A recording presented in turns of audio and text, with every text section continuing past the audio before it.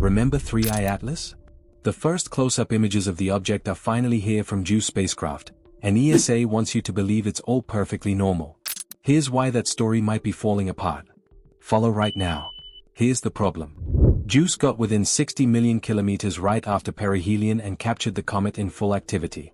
The new data shows it was blasting out 2,000 kilograms of water vapor every second, 70 Olympic swimming pools a day. Most of it from the sun-facing side and even from icy dust in the coma, not just the nucleus. Gas and dust stretched over 5 million kilometers. ESA calls it extreme but not exotic. A typical comet doing typical comet things. Ancient ice from more than 10 billion years ago, behaving exactly like something from our own solar system.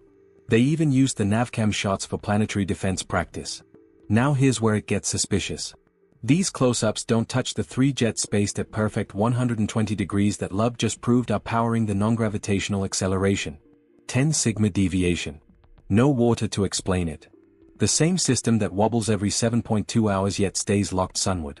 Juice saw the coma and tails, but the underlying rocket effect that matches a four-thruster steering design is still sitting there unexplained. ESA says normal. The math says navigation. And the Jupiter data makes the coincidence impossible to swallow. Atlas threaded the needle to within 57,000 kilometers of Jupiter's Hill radius on March 16. Juno was in perfect position, closer than any Earth telescope, watching for any deployment or course correction. Yet that data still isn't here. No images. No particle readings. No confirmation of new objects. Juno's team has been quiet while the rest of the anomalies stack up. If those jets are thrusters, something might have happened right under Juno's nose. If it's just a rock, why the silence on the closest view we had? The binary is brutal. Either 3I Atlas is the most perfectly normal interstellar comet ever discovered, or the close-ups are only showing us the surface while Juno sits on the real evidence.